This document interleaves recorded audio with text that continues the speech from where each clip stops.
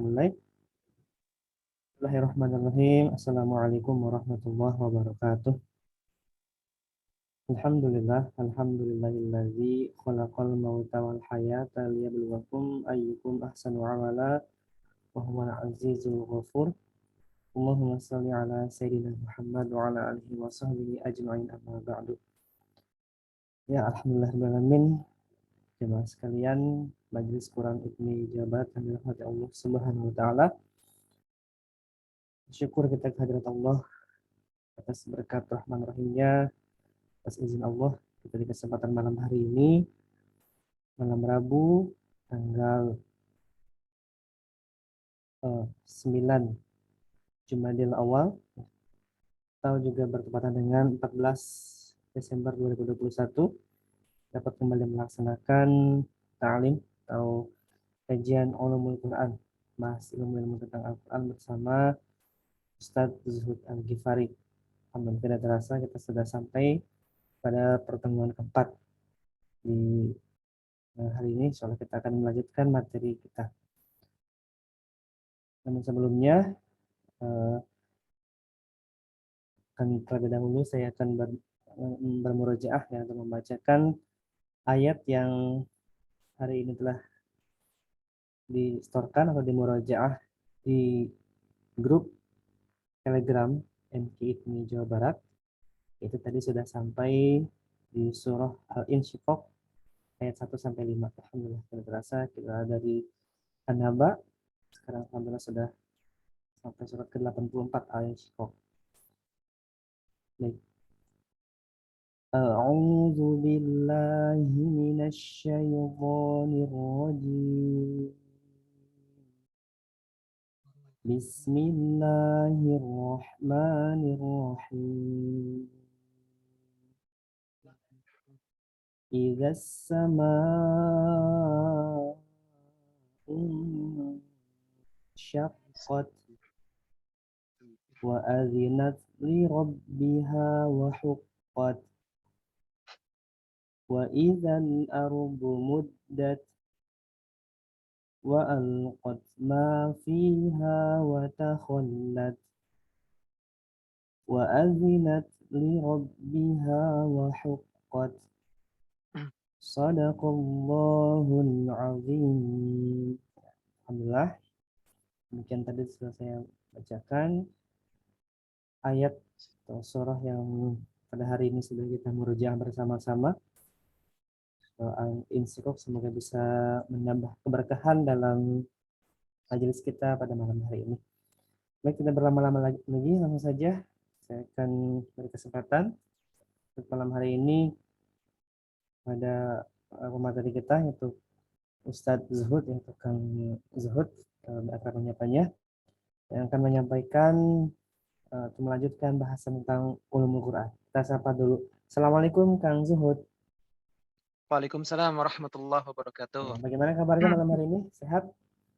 Alhamdulillah sehat Kang Gugum. Alhamdulillah ya. Ya, Gimana sehat memang. ke dulu Kang Gugum? Alhamdulillah sehat juga ya.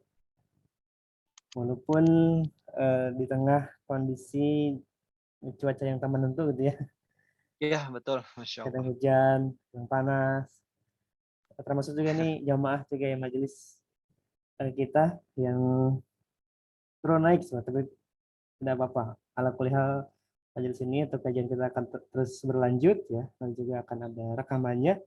Jadi bagi jamaah yang ketinggalan mungkin bisa menyimak kajian ini di melalui YouTube channel PWI Jawa Barat, seperti itu. Baik, langsung saja silakan Kang Zur untuk menyampaikan materi ulumul Quran di malam hari ini. Tafadhol masykur. Ya. Bismillahirrahmanirrahim. Assalamualaikum warahmatullahi wabarakatuh. Waalaikumsalam warahmatullahi wabarakatuh. Alhamdulillahilladzi khalaqal mauta wal hayata liyabluwakum ayyukum ahsanu amala wa huwal azizul ghafur. Alhamdulillahi ala ni'matil iman, alhamdulillahi ala ni'matil islam, alhamdulillahi ala ni'matil ukhuwah, alhamdulillahi ala ni'matil ikhlas, alhamdulillahi ala ni'matil ibadah, alhamdulillahi ala ni'matit tilawah, alhamdulillahi ala kulli ni'mah minallah fil azim. Allahumma salli ala Muhammad wa ala alihi wa sahbihi ajma'in. Asyhadu an la ilaha illallah wahdahu la syarikalah wa asyhadu anna Muhammadan abduhu wa rasuluhu la nabiyya ba'da, amma ba'du. Ya, alhamdulillah pendengar dan atau jamaah grup Murojaah Quran ITMI Jabar sekalian yang Allah muliakan ya dimanapun berada. Sebuah kenikmatan yang luar biasa dari Allah Subhanahu wa taala kita dapat berkumpul di malam ini ya, untuk menghadiri sebuah majelis ilmu yaitu mengenai ulumul Quran. Meskipun majelis ta'lim kita berbentuk online, tapi insya Allah tidak akan mengurangi atau merusak esensi dari majelis ta'lim itu sendiri.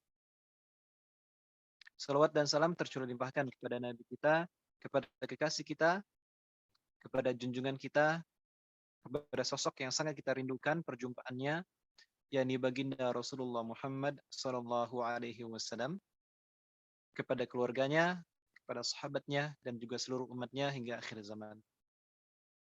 Dan kita berdoa kepada Allah Subhanahu Wa Taala agar kita semua yang hadir dalam majelis di malam hari ini akan mendapatkan syafaat beliau di yaumil akhir nanti. Amin. Ya Allah ya Rabbal Alamin. Jemaah sekalian yang Allah muliakan, beberapa pertemuan sebelumnya kami sudah menyampaikan satu bab ya, tentang Al-Quran, pengantar dari Al-Quran itu sendiri. 3 pertemuan ya satu bab itu, tentang pengertian, kemudian perbedaan antara Al-Quran dengan hadis, kemudian nama-nama dan sifat Al-Quran. Nanti bagi pendengar yang belum menyimak kajian ulumul Quran di pertemuan-pertemuan sebelumnya, silakan untuk membuka channel ITMI Jabar ya, Kang Gugum ya. ITMI Jabar, dan nanti tinggal di search atau dicari saja kajian ulumul Qurannya. Juga di samping kajian ulumul Quran, di situ ada kajian-kajian yang lain dari ustadz-ustadz yang lainnya juga ya.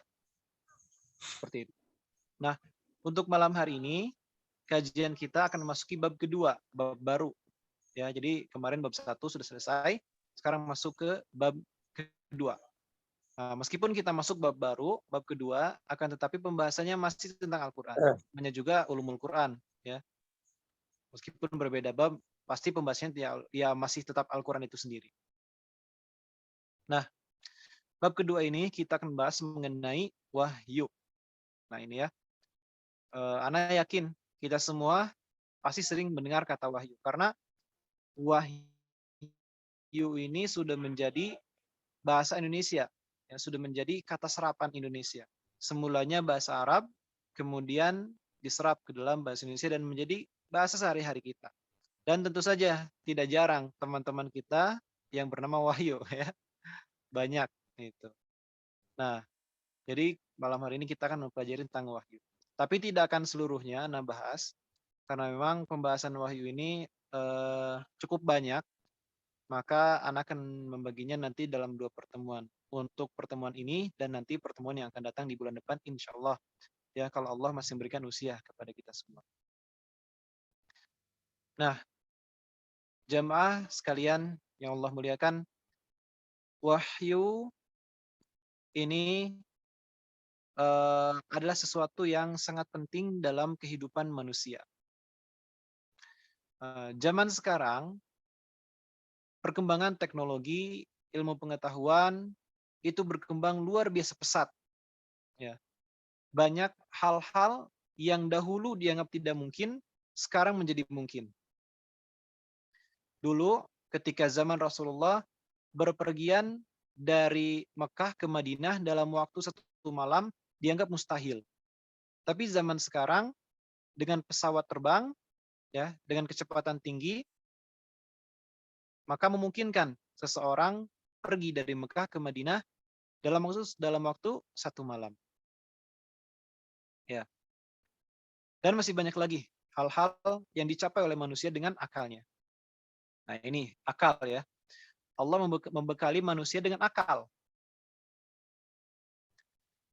Dan dengan akal ini manusia dapat berpikir sehingga manusia mampu menemukan jawaban dari berbagai macam permasalahan kehidupannya.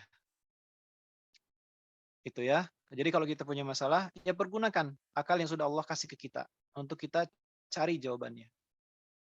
Tapi jamaah sekalian, jangan sampai dengan kemampuan akal ini kita menjadi manusia yang sombong.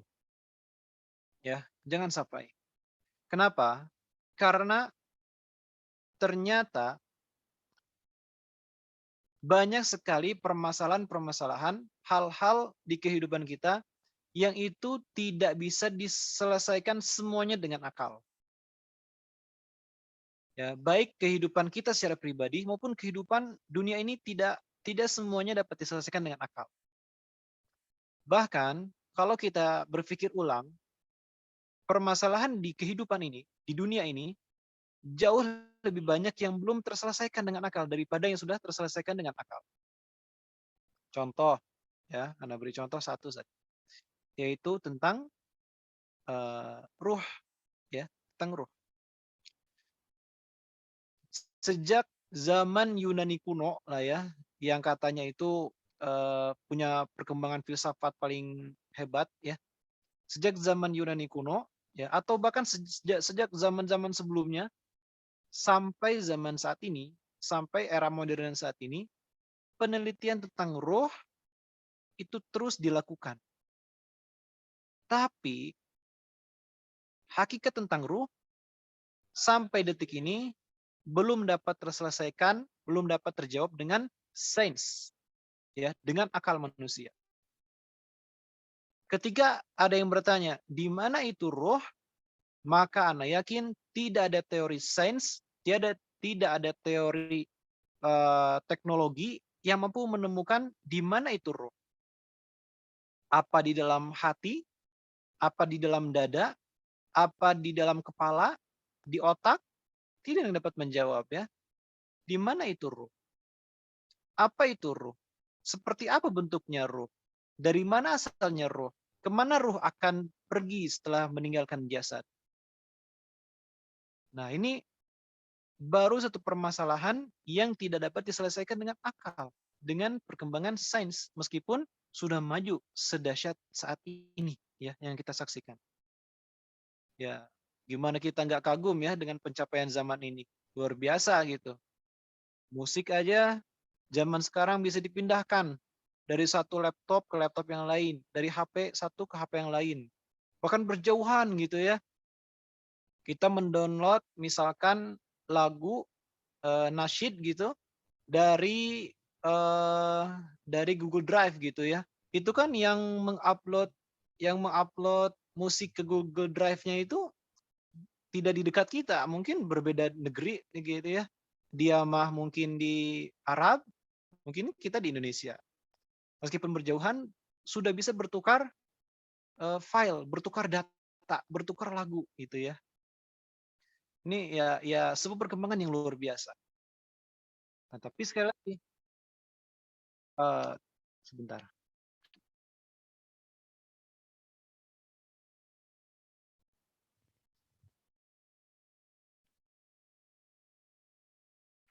Ya, suaranya masih terdengar, Kang Gugum?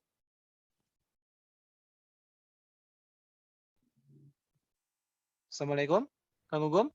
Waalaikumsalam. Ya, masih jelas Kang Dengar ya? Oh ya, Afwan ya. Tapi ini ya, sebenarnya ya. pakai Assalamualaikum. Waalaikumsalam warahmatullah. Gimana Kang Gugum? Kang Zuhudnya pakai Masih laptop ya? jelas. Terus. Gimana Ya. gimana? Ini pakai laptop, Enggak, pakai HP. Kenapa? HP ya. Soalnya agak kecil seperti nggak seperti biasanya, tapi nggak apa-apa, masih terdengar kok. Tapi jelas kok, suaranya jelas. Terus. Ya, siap. Oh iya, soalnya saya agak jauh ini dari HP-nya ini. Oke, siap. Tapi Silakan jelas, dilanjut. Tan. Jelas. Ya. Jelas, Oh bagus. iya. Ya, sebentar ya.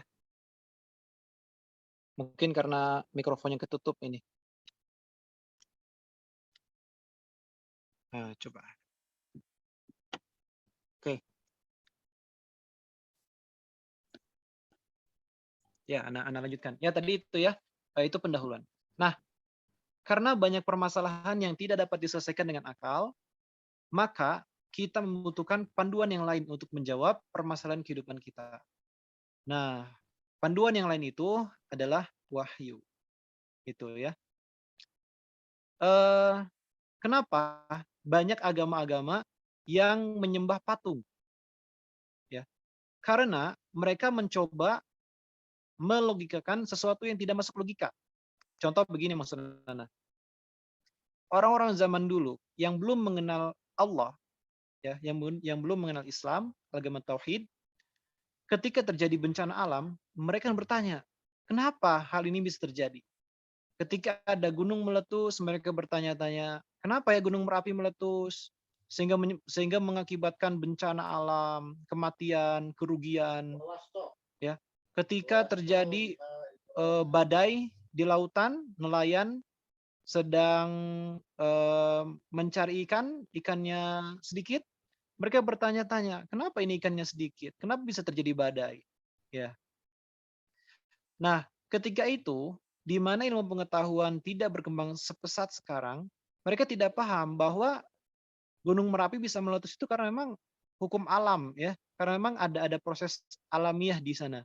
Kenapa badai bisa terjadi? Karena memang ada ya itu tadi, ada hukum alamnya yang berlaku ya. Tapi mereka tidak tahu itu. Akhirnya mereka mencoba mencari tahu dan tersesat. Mereka berpikir ya, di karangan memang manusia itu memiliki fitrah untuk beragama ya. Mereka berpikir pasti ada sesuatu yang lebih dahsyat yang mampu mengendalikan gunung ini, ada sesuatu yang lebih dahsyat yang mampu mengendalikan lautan ini. Tapi karena mereka tidak tahu siapa yang mengendalikan gunung, siapa yang mengendalikan langit, siapa yang mengendalikan badai, siapa yang mengendalikan bumi, siapa yang mengendalikan lautan, ya, karena mereka tidak tahu, akhirnya mereka mengarang-arang sendiri. Nah, muncullah akhirnya dewa gunung, dewa laut, dewa bumi, dan dewa-dewa yang lainnya. Ya, itu karangan mereka. Semua patung-patung itu yang disembah-sembah oleh orang-orang zaman dulu, ya bahkan sampai sekarang, ya semuanya buatan mereka, buatan manusia itu sendiri. Itu hasil dari mencoba melogikakan sesuatu yang tidak masuk di akal. Ya, mencoba mencari-cari permasalahan tanpa bimbingan wahyu, ya. Kalau bahasa kasarnya tuh so tahu gitu. Nah, itu ya. Baik. Nah, inilah pentingnya wahyu. Banyak hal-hal yang tidak dapat diraih dengan akal, itu jawabannya ada dalam wahyu. Ya. Dalam hal ini, wahyu dari Allah Subhanahu wa Ta'ala. Ketika ada bencana alam, ya, ketika orang-orang sedang pergi ke lautan, berlayar di lautan lepas, ada badai ataupun tidak ada badai, mereka tahu siapa yang mengendalikan lautan. Kenapa? Karena ada dalam Al-Quran ayatnya. Ya, di dalam surat Ar-Rahman kan jelas. Walahul jawaril munsya'atu fil bahri kal a'lam. Jelas siapa yang mengendalikan lautan itu. Di surat An-Nahl disebutkan siapa yang mengendalikan lautan. Siapa yang mengendalikan kendaraan. Ya, kenapa motor bisa mogok gitu kan? Di Al-Quran jelas siapa itu mengendalikan motor, mengendalikan mobil, mengendalikan pesawat terbang, itu Allah itu, ya. Nah, itu ya. Ini baru ya pengantar ya. Pengantar. Kenapa kita butuh wahyu dari Allah Subhanahu wa Ta'ala? Ya, jangan so tahu jadi kalau kita jadi manusia itu ya. Baik. Anda lanjutkan. Nah, sekarang dari tadi Anda sudah membahas tentang pentingnya wahyu dalam kehidupan kita. Sekarang pertanyaan berikutnya, apa sih itu wahyu? Ya, jamaah sekalian, apa sih wahyu itu? Baik. Nah, Al-Quran seluruhnya dari surah Al-Fatihah sampai surat An-Nas, semuanya adalah wahyu dari Allah Subhanahu wa Ta'ala. Bukan karangan manusia. Ya. Bukan buatan seseorang yang bernama Muhammad bin Abdullah. Bukan. Tapi semuanya adalah wahyu dari Allah Subhanahu wa Ta'ala. Wahyu ini pengertiannya ada dua. Ada secara bahasa dan ada secara istilah. Wahyu, ya, yang dalam Al-Quran itu banyak sekali bentuknya, ada yuha, ada yuhi, dan masih banyak lagi. Wahyu ini secara bahasa adalah pesan. Gampangnya itu seperti itu, pesan. Tapi dalam bahasa Arab, yang namanya pesan itu tidak hanya wahyu. Dalam bahasa Arab ada juga pesan itu risalah, ya, ar-risalah. Ar-risalah pesan, ya, makanya kalau kita bercakap-cakap menggunakan bahasa Arab, ya, ketika kita mengatakan saya menulis surat, ya, bisa terlepas apakah itu surat resmi atau surat tidak resmi untuk sahabat gitu ya, atau pesan SMS, maka bahasa Arab surat, SMS, pesan itu namanya risalah, ya. Ana aktubur risalata, ana aktubur risalata, saya menulis pesan, Surat. menulis surat, Pesan. gitu ya. Iya. Nah, apa yang membedakan antara risalah dengan wahyu? Nah, kalau pesan dalam konteks ini adalah wahyu, pesannya bersifat cepat, ya, penyampaiannya cepat, kemudian disampaikan secara rahasia dan mengandung petunjuk. Ya, setiap Allah memberikan wahyu kepada makhluknya pasti ada petunjuk di dalamnya. Berbeda dengan risalah. Risalah ini maknanya umum. Semua pesan itu risalah. Ya, kita misalkan hanya ngomong kita hanya ngomong selamat pagi, itu risalah itu. Tapi itu bukan wahyu, ya. Ya, itu pesan. Kita ngirim SMS ke teman, kita bilang ya tadi misalkan hanya selamat pagi atau hai. Itu pesan, risalah. Tapi dia bukan wahyu. Kenapa? Karena meskipun dia pesan, dia tidak ada petunjuk di dalamnya. Ya, kata hai ini apa maknanya? Apa petunjuknya gitu maksudnya, ya? Apa petunjuknya selain hanya sekedar kata sapaan gitu ya? Nah, seperti itu. Itu risalah dengan wahyu. Jadi wahyu, ana ulangi lagi, adalah pesan yang bersifat cepat penyampaiannya, kemudian disampaikan secara rahasia, sangat rahasia, dan memiliki atau mengandung petunjuk di dalamnya. Nah, dalam Al-Quran sendiri, Allah menggunakan kata wahyu berkali-kali, tapi dalam berbagai bentuk yang berbeda. Ada yang dalam bentuk isim masdarnya, ada yang berbentuk fi'il mudhari'nya, ya, dan banyak lagi.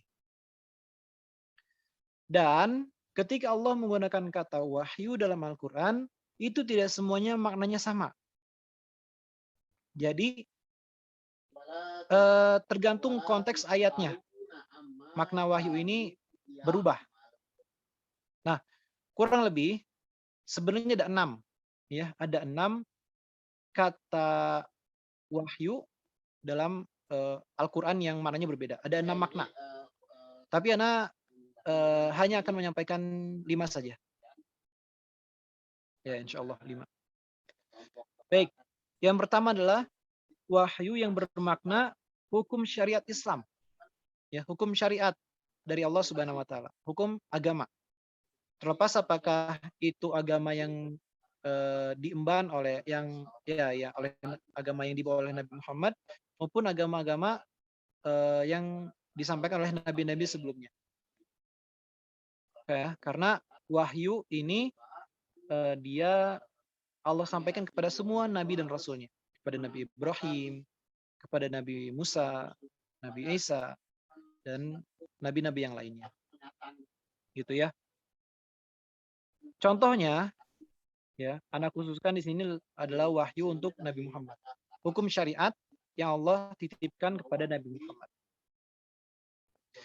Contohnya dalam surah An-Najm ayat 3 dan 4.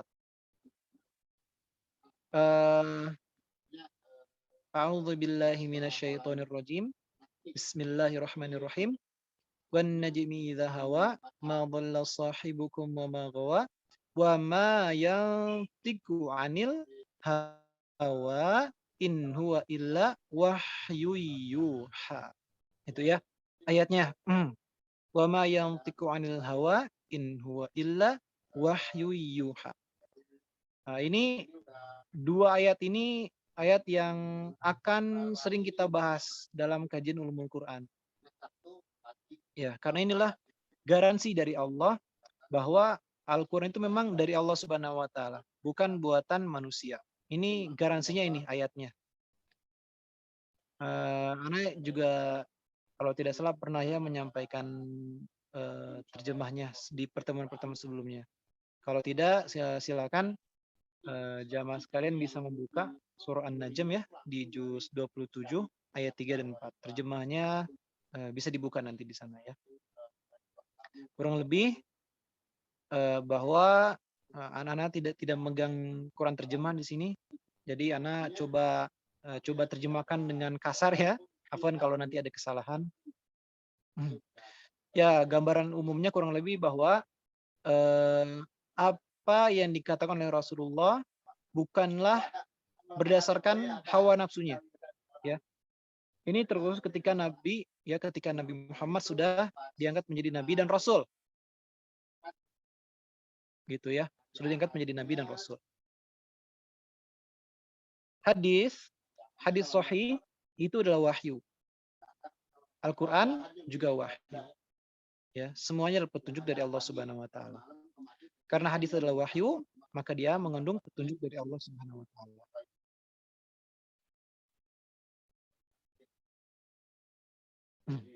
Ya, begitu. Baik, semua yang dikatakan oleh Rasulullah bukanlah berdasarkan hawa nafsunya. In huwa illa wahyu yuha. Melainkan wahyu yang diwahyukan kepadanya. Itu terjemah secara garis besar ya, secara kasar lagi itu. Nanti terjemah yang lebih lengkapnya, yang lebih tertibnya silakan antum bisa dibuka di Al-Quran ya, bisa dibuka di mushaf nanti.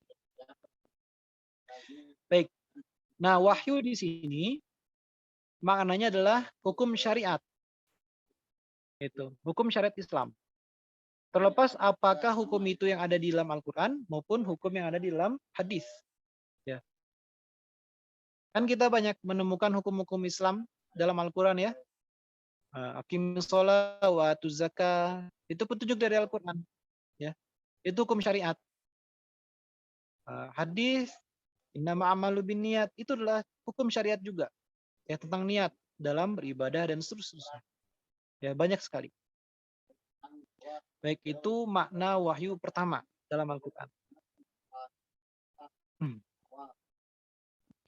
Kemudian makna wahyu yang ketiga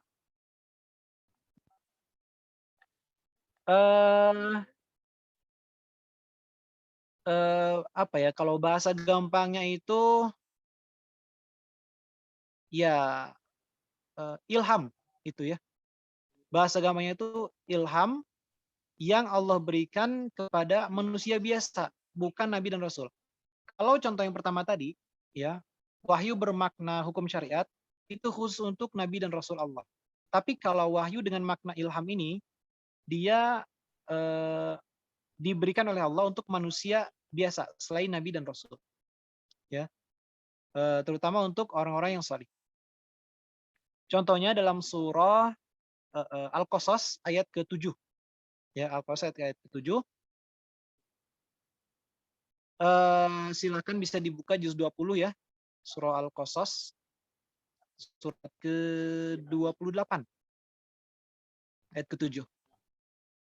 A'udzubillahi minasyaitonirrajim. Bismillahirrahmanirrahim. Nah, ini awal ayatnya, wa auhayna ila ummi Musa. Nah, ini di awal ayat ini sudah Allah jelaskan. Wa auhayna. Auhayna ya. Auhayna ini adalah bentuk fi'il madhinya, kata lampau. Dan kami telah mewahyukan ila ummi Musa, kepada ibunya Nabi Musa. Apa yang Allah wahyukan? Nah, ketika Fir'aun melakukan penggeledahan ya untuk mencari anak laki-laki ya yang akan mengancam kerajaannya. Nah, itu kan ya anak-anak yakin kita semua pasti sudah pernah ya mendengar kisahnya Nabi Musa dan Fir'aun ya. Nah, ini kan Fir'aun mencoba membunuh semua anak laki-laki. Nah, ketika itu ibundanya Nabi Musa cemas karena bayi yang dia lahirkan seorang laki-laki. Gitu ya, dia cemas. Ya yang namanya ibu wajar lah ya. Siapa ibu yang mau anaknya mati gitu. Nah, maka ibunya Musa ini mencoba mencari cara gimana agar anaknya bisa selamat. Gitu. Ya, tidak dibunuh oleh pasukannya Firaun. Maka dalam kebingungan yang luar biasa itu, Allah mewahyukan kepada ibunya Nabi Musa untuk apa? Untuk menghanyutkan bayi ya Nabi Musa yang masih bayi ini ke Sungai Nil. Gitu. Nah, ini petunjuk dari Allah Subhanahu wa taala kepada ibunya Nabi Musa. Dan wahyu ini tidak bermakna hukum syariat. Kalau ini hukum syariat, wah nanti bisa gawat ya. Tapi kan tidak. Ya ini bukan hukum syariat. Ini ya petunjuk itu saja. Petunjuk dari Allah untuk menyelamatkan Nabi Musa kepada ibundanya. Dan ini tidak berlaku lagi di era-era berikutnya. Gitu. Ini wahyu yang bermakna ilham yang Allah berikan kepada manusia biasa. Nah itu. Kemudian wahyu dengan makna yang ketiga. Wahyu dengan makna yang ketiga ini bermakna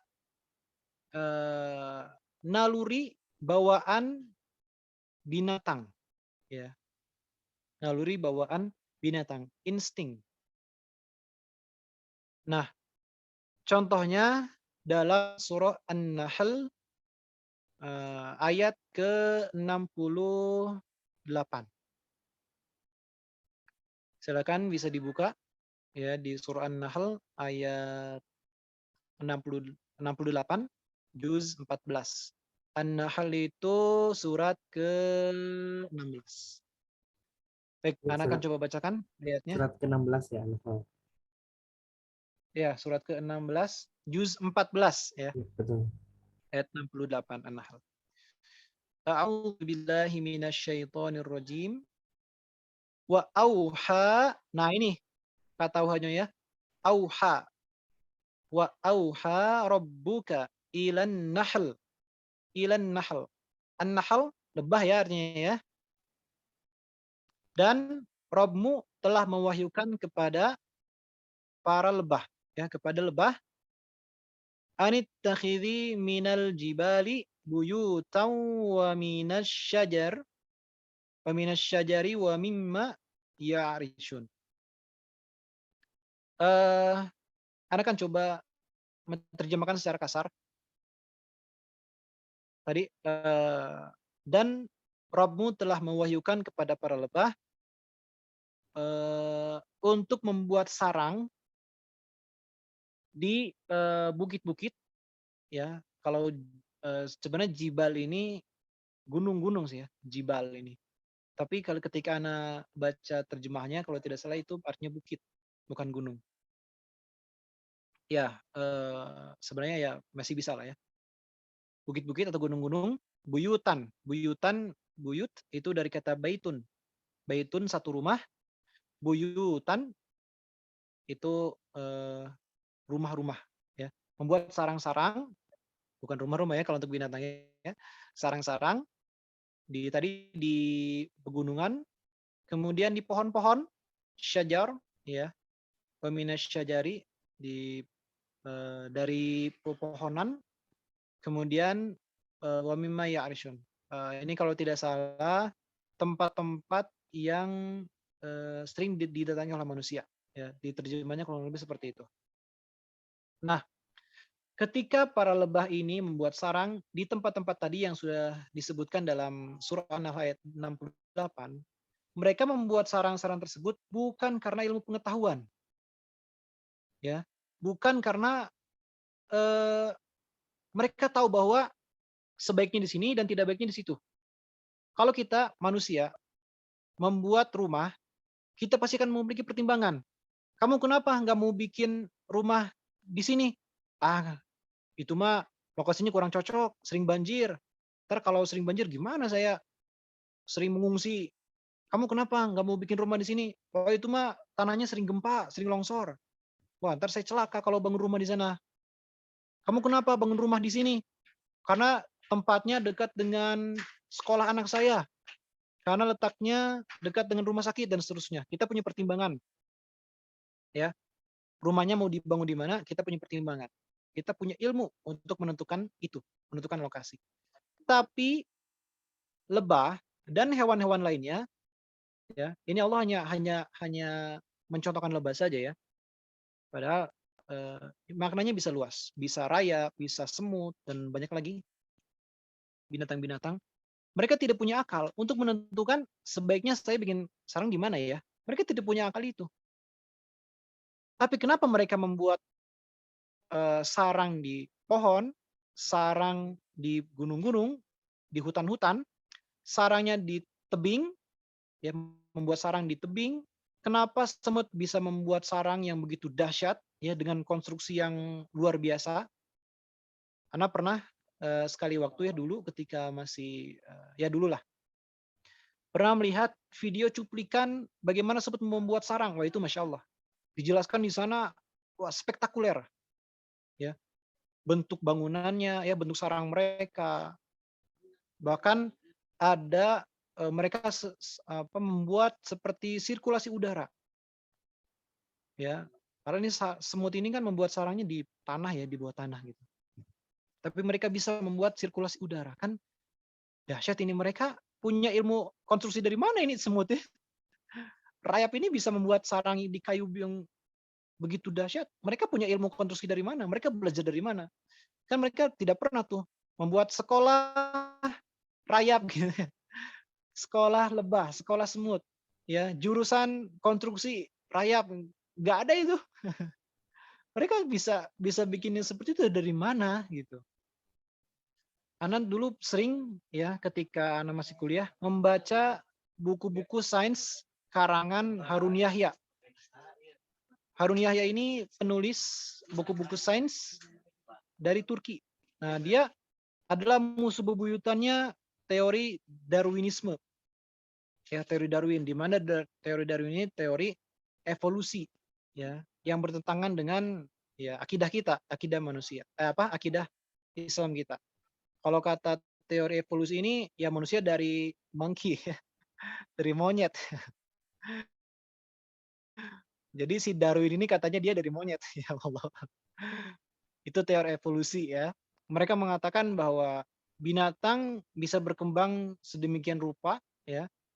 Ya asalnya dari tidak bisa apa-apa, kemudian mereka beradaptasi dan seterusnya lah, itu teori evolusi. Nah Harun Yahya ini menentang dan dia mencoba menulis buku-buku tentang sains yang menentang untuk menentang teori Darwinisme ini, teori evolusi ini.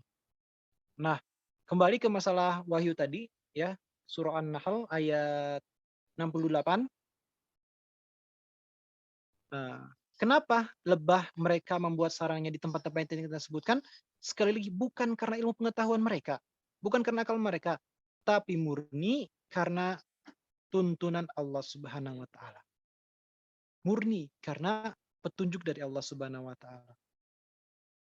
Kan lebah itu ya ciptaan Allah, ya. Semut ciptaan Allah. Rayap ciptaan Allah. Semua hewan di muka bumi ini ciptaan Allah. Jadi ya Allah bebas mengatur mereka sedemikian rupa, itu gimana Allah. Oh, Allah Maha berkuasa, kan begitu ya, jamaah sekalian. Oke, baik. Oke, anak-anak cukupkan segitu ya untuk masalah makna ketiga. Nanti kalau diteruskan tahu-tahu bablas. Oke, Anda lanjutkan. Makna wahyu yang keempat berarti ya. Oke. Makna wahyu yang keempat ini adalah pesan yang disampaikan secara isyarat. Ya. Ya, isyarat lah. Jadi pesannya disampaikan dengan isyarat. Kalau apa tuh? Disabilitas yang tunarungu itu, ketika kita berbicara dengan mereka kan harus dengan isyarat ya. Kalau kita mengatakan tidak, gimana isyaratnya? Kalau kita mengatakan ya, gimana isyarat tangannya? Ya, dan banyaklah bahasa isyarat lah ya. Nah, jadi pesan yang disampaikan dengan isyarat badan, ya, isyarat tubuh kita. Nah itu Allah sebutkan dalam surah Maryam, surah Maryam, juz ke-16, surat ke-19, ayat ke-11.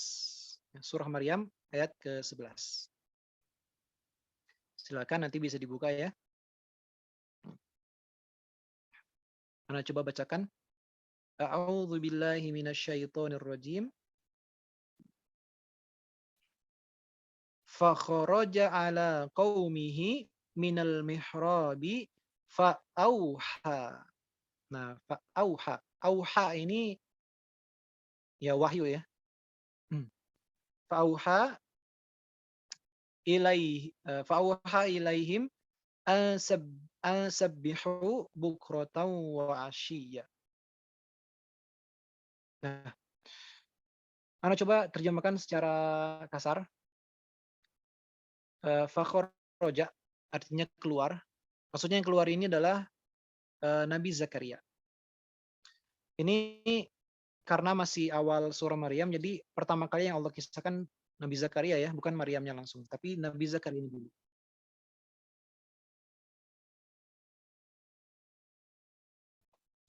Fakharaja ala qaumihi, maka keluarlah ia, maksudnya Nabi Zakaria, ila qaumihi, kepada kaumnya.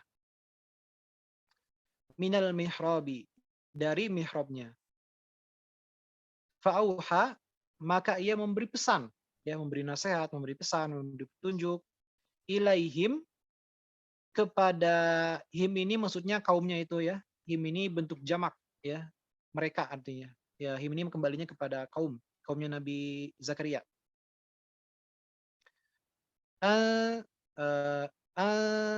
Bentar. Sabbihu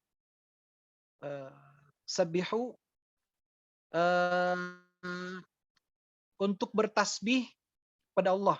Nah, gambarnya kurang lebih seperti itu. Afwan kalau Ana menerjemahkannya kurang jelas ya. Nah, ini karena ya Ana tidak megang mushaf dengan terjemah ya. Baik.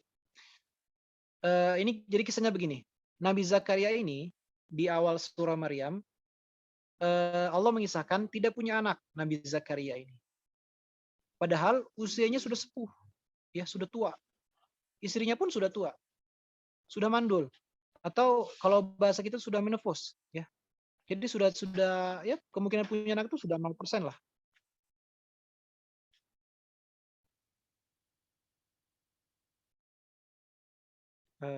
Sebentar. Oke, Anda lanjutkan. Ya, jadi Nabi Zakaria ini kisahnya hampir sama dengan kisahnya Nabi Ibrahim. Jadi Nabi Ibrahim dengan Sarah dengan Sayyidah Sarah ini kan tidak punya anak ya, sampai usianya tua. Nabi Zakaria dengan istrinya juga sama, tidak punya anak sampai usianya tua, sampai istrinya itu menopause, tidak bisa lagi punya anak. Nah, ketika itu Nabi Zakaria datang ke tempat sembahyangnya Maryam. Ini dijelaskan dalam surah Ali Imran. Ayat berapa tuh? Ya, jadi Nabi Zakaria datang ke mihrabnya Maryam, dan setiap kali Nabi Zakaria mendatangi atau menjenguk Maryam di mihrabnya, ia akan menemukan makanan-makanan yang begitu banyak. Maka Nabi Zakaria bertanya kepada keponakannya itu, ya kan Maryam itu keponakannya Nabi Zakaria ya. Nanya Nabi Zakaria kepada Maryam, dari mana semua makanan ini? Maka kata Maryam, "Eh, makanan ini semuanya datang dari Allah Subhanahu wa taala." Gitu. Nah, menurut para ulama tafsir, kenapa Nabi Zakaria bertanya-tanya, terheran-heran, kenapa bisa ada makanan di tempatnya Maryam? Karena yang pertama, Maryam ini dikenal sebagai wanita muslimah yang menutup auratnya. Maksudnya tidak pernah keluar mihrab. Jadi sepanjang hari, Maryam ini ya ibadah di dalam mihrabnya, tidak keluar mihrab itu. Ya ataupun kalaupun keluar ya hanya sekedar mihrab. Maksudnya tidak pernah ke pasar gitu lah ya. Atau berjalan-jalan di luar. Enggak. Maryam itu fokus beribadah kepada Allah Subhanahu wa taala dalam mihrabnya. Kedua, makanan yang datang itulah makanan-makanan yang bukan pada musimnya. Gitu loh. Ya makanannya bukan pada musimnya. Contoh beginilah. Kalau di Indonesia ya, ini gampangnya begini saja. Kalau di Indonesia, kan buah-buahan itu ada musim-musimnya ya. Sekarang musim rambutan, besok lagi musim apa kan? Musim buah-buahan. Nah, sekarang ini musim mangga ya. Musim mangga dan bukannya musim duren misalnya ya. Sekarang musim mangga dan bukannya musim duren. Jadi duren ini kondisinya tidak berbuah saat ini tuh. Pohonnya lagi kosong buahnya. Tapi ajaibnya ada buah duren itu yang mestinya tidak berbuah padahal tapi bisa ada. Ya, di depan kita tuh ada. Padahal pohonnya nggak berbuah. Kok bisa? Ya, pohonnya tidak berbuah, tapi kok bisa ada buah durennya ke depan kita? Nah, gambarnya seperti itu. Nabi Zakaria dengan Maryam. Kok bisa ada buah ini? Padahal kan pohonnya nggak berbuah. Sekarang ini lagi nggak berbuah gitu. Sekarang kan musim dingin. Kok makanan musim panas bisa ada sekarang? Sekarang kan musim panas. Tapi kok makanan-makanan yang mestinya muncul, buah-buahan yang mestinya muncul di musim dingin, kok bisa ada? Itu Nabi Zakaria herannya di situ. Tapi karena Maryam adalah seorang muslimah yang luar biasa akidahnya, maka jawabannya seperti itu. Ya, bahwa semua makanan ini dari Allah Subhanahu wa taala dan Allah memberikan rizki kepada siapapun yang dia kehendaki tanpa hitung-hitung. Nah, melihat dari kisah Maryam ini, akhirnya Nabi Zakaria terinspirasi. Aduh ya Allah, kalau makanan saja yang sederhana bisa kau kasih kepada Maryam, kenapa seorang anak tidak bisa kau berikan? Kau kan Maha Kuasa. Maka Nabi Zakaria pun di ayat berikutnya, ya masih di dalam surat Al-Imran itu, berdoa ya kepada Allah Subhanahu wa taala di dalam mihrabnya sendiri untuk diberikan dianugerahi seorang anak. Maka Allah pun menjawab doanya Nabi Zakaria. Engkau akan mendapatkan seorang anak. Meskipun istrimu sudah menopause. Meskipun istrimu sudah tidak bisa lagi, kalau menurut logika manusia, hamil. Ya. Maka Nabi Zakaria bertanya kepada Allah. Bukan bertanya, tapi Nabi Zakaria berkata, Ya Allah, apakah tandanya ketika aku akan mendapatkan anak? Maka Allah pun menjawab, engkau akan bisu selama 3 hari, padahal engkau dalam keadaan yang sehat.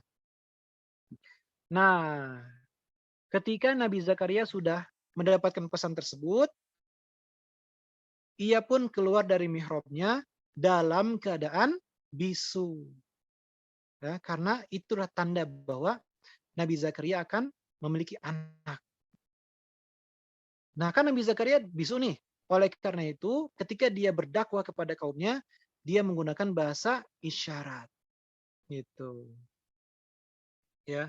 Kan yang tunawicara itu kan ya tunarungan ketika mereka berbicara menggunakan isyarat ya. Karena mereka tidak bisa tuh menggunakan lisannya, ya. Nah, wahyu dalam ayat 11 surat Maryam ini adalah bermakna mengisyarat ya, memberi isyarat wahyunya ini. Baik, itu adalah makna wahyu yang keempat. Sekarang makna wahyu yang kelima, yang terakhir. Ya, ini sudah jam 9 ya, Kang Gugum. Ya nggak apa-apa, langsung kita selesai anak-anak. dulu. Jadi kita mulai jam 8.15. Ya. Baik, Ana lanjutkan sedikit lagi ya. Ya silakan. Makna wahyu yang kelima, yang terakhir untuk malam hari ini, adalah bermakna bisikan. Ya, kalau tadi isyarat ya dengan tubuh, makna yang keempat, kalau sekarang yang kelima dengan bisikan. Jadi pesan yang diberikan tuh bisikan. Contohnya dalam surah Al-An'am surat ke-6 juz 8 ayat 112.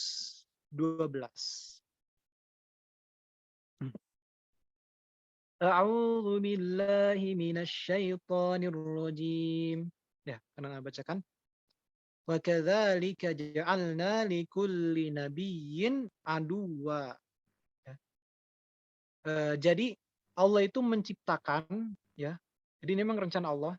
Allah sudah mendesain, merancang pada setiap nabi itu aduan. Aduan itu maknanya musuh. Artinya itu musuh ya. Gampangnya begitulah. Aduan ini musuh atau pihak yang selalu menentang dakwanya para nabi. Kan gitu ya, setiap zaman Nabi siapa, musuhnya siapa gitu ya. Zamannya Nabi Nuh, musuhnya siapa. Zamannya Nabi Adam, ada juga musuhnya. Iblis sendiri ya kalau Nabi Adam. Ketika zamannya Nabi Musa, musuhnya Fir'aun. Ya pokoknya setiap zaman satu nabi mereka pasti punya aduan ya, musuh. Nah, musuh-musuh itu dari dua golongan. Aduan syayatin ya, aduan syayatinal insi wal jinni. Ya. Jadi musuhnya para nabi itu adalah para syaitan ya. Anak buahnya iblis ini dari golongan jin dan manusia. Nah, perhatikan kata berikutnya yuhi. Ini ya. Syayatinal insi wal jinni yuhi. Ya. Yuhi ini yaitu mananya bisikan di sini ya. Jadi dalam ayat ini Allah menggambarkan bahwa sesama syaitan itu ya syaitan dari kalangan jin maupun kalangan manusia, mereka saling berbisik-bisik di antara mereka itu. Mereka saling bertukar pesan secara berbisik-bisik. Maksudnya di sini secara rahasia gitu ya. Kan identiknya dengan yang bisik-bisik itu rahasia ya. Disampaikan secara rahasia.